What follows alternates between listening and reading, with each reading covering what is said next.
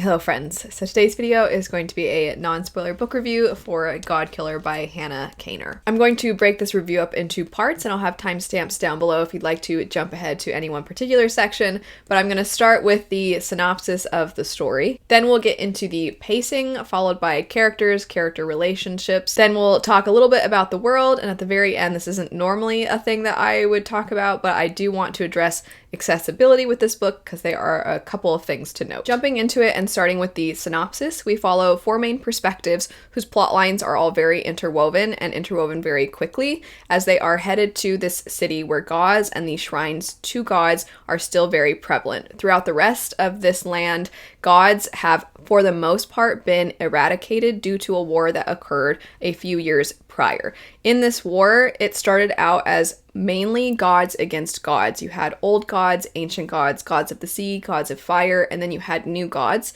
And how much they craved human worship did lead them to go to war with one another. They didn't like that humans were granting so much power and care to some of the new gods or various gods that other ones from ancient times were butting heads with. And so it led to a war against the various different deities that are in existence, and human beings were caught within the middle. Human beings did, as you would expect, ally with the gods that were more on their side and the ones that caused them the least amount of harm. And so they did what they could to fight back against some of the other gods. However, once they did what they could to defeat them, they realized that these sorts of things are going to continue to happen so long as they rely so much on worshiping of the gods. And so they turned on the very gods that had allied with them. And so for the most part, gods have been eliminated from the country. The faith and worship of gods has been forbidden. However, people's faith is something that has not been able to be stamped out in its entirety. And in their world, it is through faith and through worship and through offerings that gods come into existence. And that is where some of the new gods can come to be, as well as some of the ancient gods still have various different artifacts or shrines that were dedicated to them that have not entirely been destroyed. And so some of those gods can come back. It has created a very tense, violent world. Gods sometimes can be helpful to human beings, but other times they can play with their emotions. They can demand too much of them, and by the time a human being realizes that, it's often too late. And so in previous years, when gods and human beings got along, you did not do anything to harm a shrine, to harm an offering, to harm a physical manifestation of a god. But after the war, there have now become individuals known as Vega who can hunt down these different artifacts and shrines and the gods themselves. And this is where we are introduced to one of our main characters named Kissin. Kissin is a Vega. She is very rough around the edges. She is just kind of trying to get by, make what money she can. But there are some individuals that hold on to their faith and truly hate her. She has the law on her side, but often she does not have the love of the people. And so I actually found that she reminded me so much in a lot of ways of Geralt from the Witcher series, where she is doing what she can to eliminate threats to people. However, people still kind of have their animosity towards her and anger towards her. And for those that are trying to hold on to their faith and are already angry at the world because faith is something that has been eliminated, you have faith to your king, you do not have faith to gods, those individuals are already harboring so much anger and frustration. And many of them have left the land, but for those that have remained, they hate people like Kissin. They hate that she takes away from them the thing that they worship, the thing that they care so much for. And so she is very much kind of that lone wolf type of character. You do see that there are some people in her life that she cares very much about, and I really liked the friendship dynamics that you see in this book. It's not probably the main focus, but what we do get of it, I really, really liked. But regardless, she finds herself, Kissin, as a bodyguard type of figure to a young girl who miraculously somehow has a god that is bonded to her. And typically, as you would expect, as it is a Vega's job, you would expect Kissin to want to kill this god. However, if she harms this god, it will also harm this young girl named Anara. And so they are headed to the city to see if they can find out some information about how to break this bond so that Inara can live a regular life and she does not have this attachment to this god. The god is essentially an animal companion the way they are described. It's like a hybrid of a dog, a rabbit, and a deer, and it has wings, and it can get really, really tiny, and it can grow in size and get up to the size of a wolf. And this character has some tendencies that are a little bit darker at times, but it also cares very much for Inara, and it's also kind of precious. So I really liked the animal companion mythological creature / god component to the story. I also feel like there was a wickedness kind of in the god's nature. It does want people to worship him. It does want people to give him offerings. It does want control of things, but it also deeply cares for and loves the little girl Inara. So that relationship was so interesting to dissect. And then equally as interesting, if not more so, you have the fact that Skedeketh is very fearful and resistant to allying himself and Inara to a Vega, as would be expected, as Vega are generally eliminating gods. Once again, kind of tying in the comparison to Witcher, I definitely felt like Kissen's relationship to Inara reminded me a lot of Geralt's relationship with Ciri. And one of the things that I as much as I love the Witcher series, one thing I wish we had more of was Geralt and Ciri. And so for me, it was like, oh my gosh, I get a book where that dynamic, I actually get to see it pretty much throughout the entirety of the book, and I love that. And then you add in an animal companion type of character, and I'm like, oh, it's great. It has so many of the things that I loved, so I really liked that. The fourth perspective that comes into play would be a former knight named Elagast, and Elagast is somebody who's very honorable, but he has a lot of trauma due to the war that had happened a few years before. He was very devoted to his king, but something happened during the war that has now led Elagast to want a quiet life. However, his king has now requested something of him that puts him on a path that lines up with the other three, and that is where you see these four characters come together. I think a lot of times when we have at least four perspectives in a book, it has a tendency to get very large. You can also go into so many different places, explore so much, and lean into epic fantasy. But I would say this had the feeling of epic fantasy in its world, in its lore, and in its history. But I also feel like because the characters' plot lines are so tied together, and they're tied together rather quickly, that it ended up feeling a lot more contained. And I don't want to say streamlined like in a negative way, but our plot, I thought, was equally as important as the character development. And the balance was fantastic for me. I also feel like the author's writing style made it so that the book didn't dilly-dally. It didn't spend a lot of time with fluff. It was straight to the point. I thought, had great descriptions. I thought that the way that the characters' backstories were written was fantastic. I felt connected to the characters, but I always felt like there was movement and we were going forward. And so the pacing, I thought, was phenomenal. I think the writing style has something to do with that because she is rather brief. I could also see some people not really liking how at times she takes advantage of short sentences and things move so quickly. I can see some people wishing we would take a little bit more time. For me, it was a fantastic balance. So I was a big fan, but I can see it not connecting with everyone. I do think, though, that it contributed to the pacing feeling a lot. It had movement. It always felt like we were going somewhere, whether that was exploring more of the characters, exploring more of the world, exploring more of the lore and the history, or exploring the literal plot, the destination they are going to, and the things that occur along the way. There's also some great action scenes, so it breaks up the more character-focused moments really well. And the action, I think I liked the writing style so much because I could picture everything so vividly, whether the author was describing a setting or, getting back to the action, she was describing a certain being that was now attacking our crew.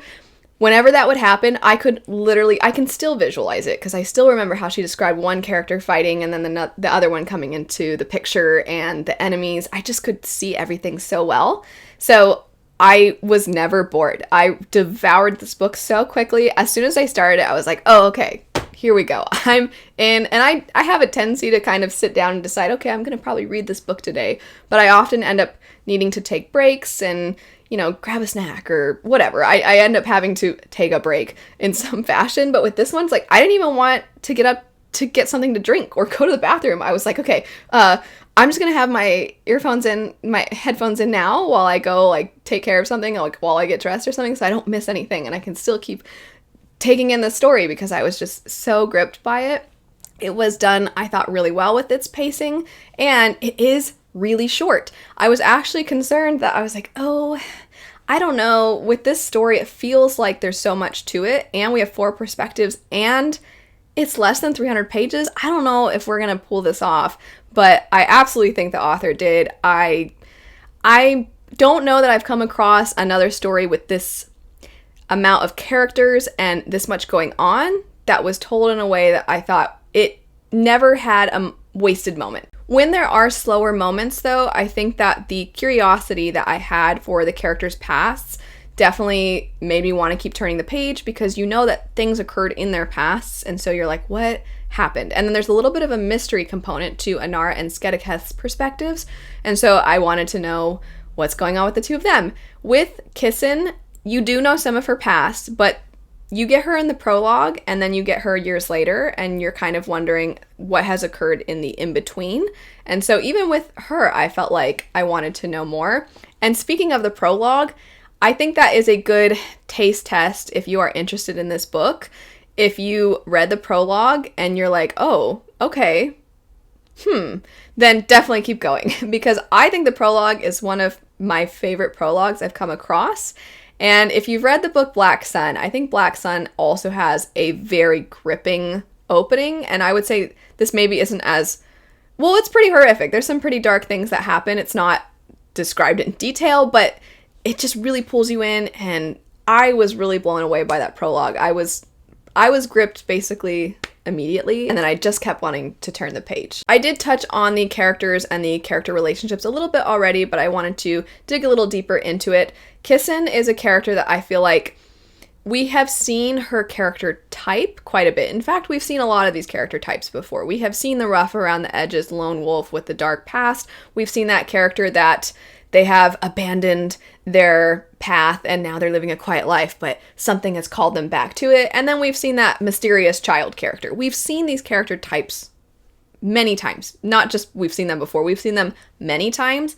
But I think that they felt so organic and they felt so real that I was like, oh, this is why these character types are so common. This is why we see them so often, because when they're done well, they're fantastic. I think Kissin is the kind of character where she is rough around the edges. She is somebody who doesn't really want to get involved, but you completely understand why. You will understand why just from that prologue, but then as you're getting, like I said, the what happened in between moments throughout the story, you get why she ticks the way she does, but you also know that's kind of a little bit of a hard exterior, and on the inside that perhaps she's much gooier and softer than you might expect. Elagast is somebody who, yes, he had a past, he had something that occurred, and he's turned away from that. He's being called back.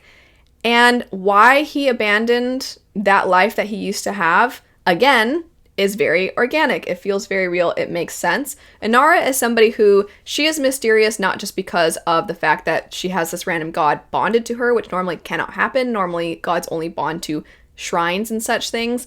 So there's that mystery component there, but also she has been kept in the dark her entire life, and so she doesn't really know what is going on either. And so you as the reader don't know what's going on, and obviously no one else knows what's going on either. So she is just this source of piquing your curiosity constantly, and you kind of theorize and you hypothesize what could be going on with her, and okay, I think this is what's going on. The more you learn about the world, the more you have your ideas as to what could be occurring, but you're still kind of always kept on your toes. This is a first book in a series, so by the end, I feel like you get some information, but there's still, of course, questions left unanswered that lead you to then want to know more. So I just thought that the characters as individuals were done really well. Their interactions with each other just took it to the next level. I really loved the dialogue between the characters. I especially loved Kissin and Elagast anytime they were kind of like quippy and a little rude to each other, and just how they got to know each other throughout the story. I also, like I said at the beginning, I'm just such a sucker for that kind of rough around the edges character that ends up bonding in some fashion to a child and becoming very protective of them, and they kind of like don't realize how much they care about this little kid until until further on, and then suddenly they realize, like, I can't let anything happen to them. I just love that dynamic. And then Skedeketh being such an interesting, morally gray animal companion character, where you're thinking, oh, but I think your bond is cute, but also sometimes it's not, and sometimes it's I don't know, you might maybe not be the best companion for this child. Sometimes it seems like you want too much power, and I don't know how I feel, but also you're basically like a cute rabbit dog thing, and you just you kind of can't help but love Skedeketh, but then also not be so sure about him. And so I just thought that how these characters bounced off each other was great. There's also some side characters that pop up along the way. There's some people that our characters interact with on their journey. There's some characters that are friends with some of the main characters, and seeing how they interact, even for a short amount of time, everybody felt so real and distinct.